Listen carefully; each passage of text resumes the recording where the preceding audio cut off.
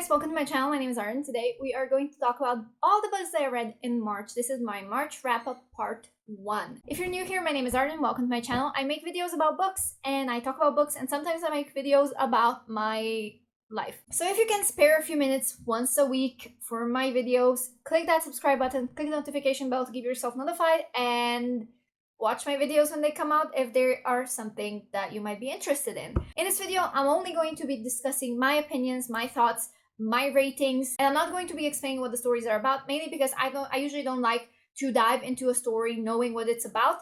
And I'm also not going to be telling you what they're about because I am really bad at explaining. So if you want to know what these books are about, go check them out on Goodreads. I am here to talk about a few books that I read in March, but before I do so, I do want to mention the last book that I read in February that wasn't in my February wrap-up. I did not want to make a separate video, despite saying that I am going to make a separate video, even if it's only one book. The thing is, this book was 15 pages long, and it's a very short story that I don't think needs a separate video. So let's talk about the last book that I read in February, which was The Yellow Wallpaper by Charlotte Perkins Gilman, I believe. It's 15 pages long, like I said. I don't really have any thoughts on it. It was okay. Not my favorite. I think I rated it 3 stars. In my March TBR, I said that I am not looking forward to reading it. In fact, if you guys hadn't voted for it, I probably wouldn't be picking it up anytime soon. Yeah, I'm not in the mood to read vampire books.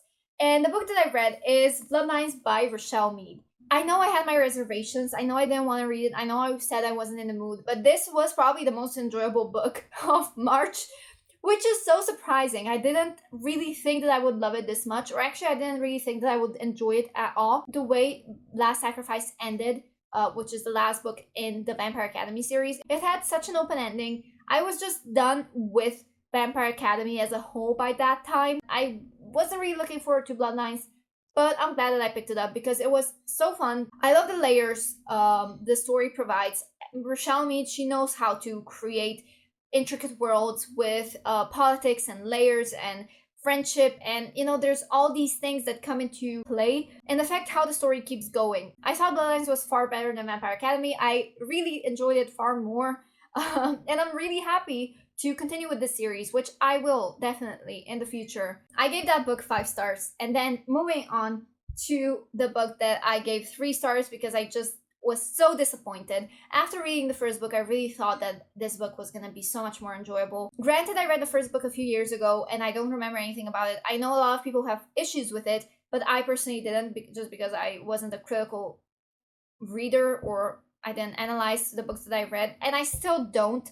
Honestly, I don't really like making book reviews because most of the time I forget what the books are about. And this book, I wish I could forget. This is Lola and the Boy Next Door by Stephanie Perkins. My biggest issue with this, or with Anne and the French Kiss, was the fact that there is no respect for the other person. By that I mean, if you're in a relationship, at least respect the other person to tell them that you're hanging out with a boy, or don't lie to them. If you are not committed to a relationship, don't be in one. If you don't want to be with that person and are feeling like you're gravitating toward another person, at least have the decency to first break up with a person before you move on. You know what I mean? Don't cheat, don't lie. That is my biggest pet peeve. I dislike Lola so much. And I also dislike her boyfriend. I'm not saying he's the good guy here. He's definitely not. Yeah, basically this book, I hated it so much. And even though I gave it 3 stars, I feel like the way I feel about it now, I would give it 2 stars. I'm not giving it to my sister though, because I like the cover. Beautiful covers are gonna be my downfall. I bought Anna and the French Kiss because everybody said it's so good. Lola and the Boy Next Door did not deliver. I liked Anna and French Kiss. Now everybody says that Isla and the Happily Ever After is the best book in the series or in the trilogy, and I really want to read it in hopes that it will fix Lola and the Boy Next Door, that I will forget how much I hate it. The only good thing about Lola and the Boy Next Door was how fast it was. It was a fast read. That's the only good thing. Moving on to a book that I don't have with me right now. It's not currently in my possession, but I do own it as a physical copy, or actually it's a hardcover. That book is Shatter Me by Tahir Mafi. This was a reread. I read this book in 2013, which was a long time ago, and I remember it as being one of my favorites. In fact, I believe it was my all-time favorite book at the time when I read it. I love the writing. It was so gorgeous.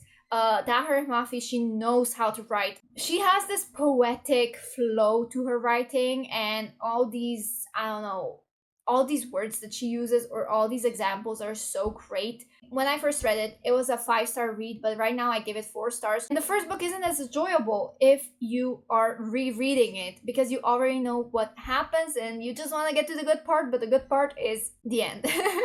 No, it's not the end, but it's, you know, the last portion of the book. And I just wanted to get to the next book, which is Unravel Me by Tahir Mafi, which I also read. The series is so great when it comes to mental health. It's so consistent with character development. Initially, there were only 3 books: Shatter Me, Unravel Me, and Ignite Me. There weren't supposed to be more books coming out, but I started rereading this series because 3 more books were announced, 2 of which are already out. And I really want to read the last 3 of them. I love the character development, like I said, especially here. This is a book of transformation. This is a book of the main character finding herself, finding out what she stands for and what she will fight for.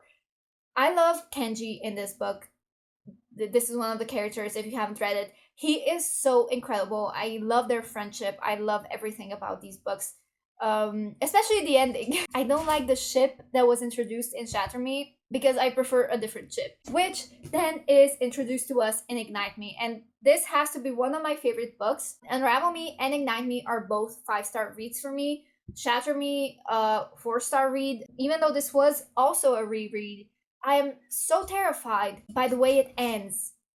Although I know how it ends, I am so terrified of how things will progress. When this entire series ended, I was like, okay, I'm so happy that it has an open ending because I could not survive any one of these characters dying. I could not handle the emotional distress if these books continued and anything would happen to my characters. Ignite Me, 5-star read.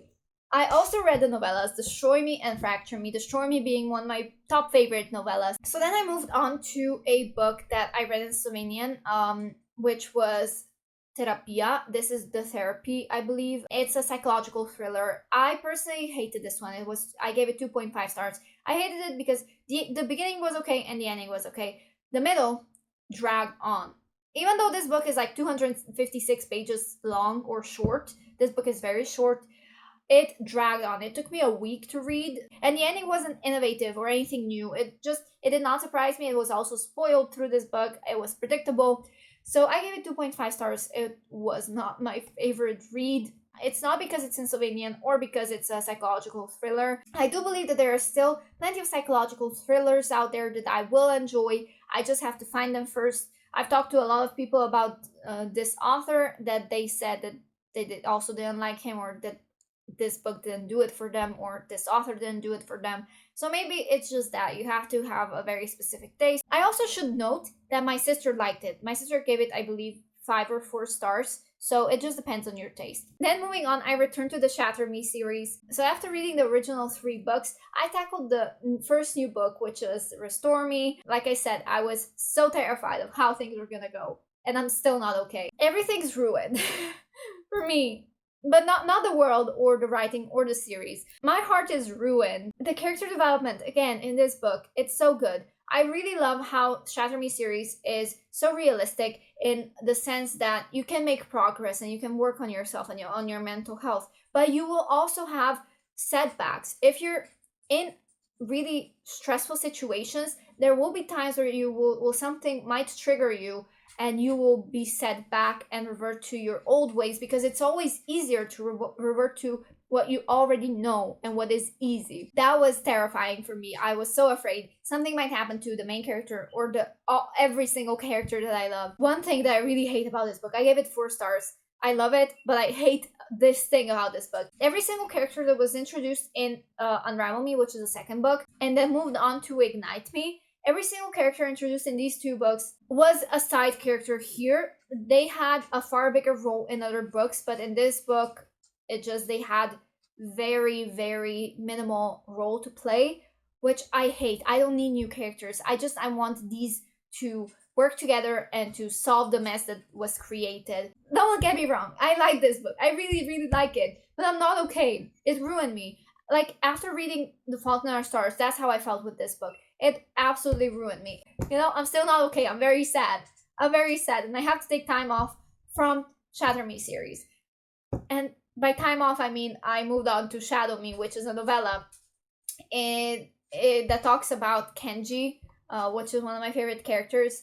It was okay. I didn't really care about it because I still wasn't okay. I didn't, when you go through emotional distress, you kind of want to numb the pain, and so you don't really care about anything that happens. With every other series, the novellas don't play any important role or don't really bring anything important to the series. They're mostly like bonus chapters. But with this series, it's very important to read the novellas because you get to have an insight into the characters and you get to know what they're like. For example, Destroy Me is very vital for me. It was very vital when I read it because it changed my perspective. It changed my view of the character and of the series. The last book that I read so far is Arrowheart by Rebecca Sky. So if I give it 5 stars. This book is so funny. If you are looking for a book that has vampire aliens, a road trip, a bitchy best friend, evil nuns, and priests that want to kill you, also did I mention an unmarked grave, Greek mythology. If you are looking for all of these things in one book, this is your holy grail. This book is the most unpredictable book that I have ever read, or that was probably ever written. It took so many turns that I can't wait to give this to my sister to read so that she can tell me what she thought about it, because it's so interesting. Yeah. I'm sorry, it makes me smile. This book really makes me smile. Rebecca Sky, she also has a second book called Heartstruck, and I'm not entirely sure if there are going to be more books, but I'm really excited to purchase the second book to read and figure out what's going on, because the ending has left me hanging. I really have no idea what's gonna happen. So I don't know if I mentioned this, but these are all the books that I read before March 10th. And then my reading kind of slowed down because I started reading a book that was kind of really slow. And I kind of hit a book slump, I guess. And that book is called Destined for Dune. I really just want to get to the good part. It's good. Don't get me wrong. I enjoy it. This series follows two best friends, Veronica and McKenna. In the first book, Veronica played the bigger part, and I was very much interested in Veronica in the first book, and I didn't care for McKenna. In the second book, all I care about is McKenna, and I don't want Veronica's point of views because I don't really care for her. I like the chase when it comes to romance. I don't like already established romance or couples. I really need this book to pick up because I really want to get to the good part. The anticipation is killing me, quite literally. Not literally, but yeah, I need to know what happens. So anyway, thank you guys so much for watching. If you like this video, please give it a thumbs up. Subscribe to my channel if you want more videos. Click the notification bell. Let me know what you want to see, because if you want me to make specific videos, let me know. I need new ideas, and yeah, what else? That's basically just it. Check me out on social medias and let's chat, I guess. And I'll see you next time.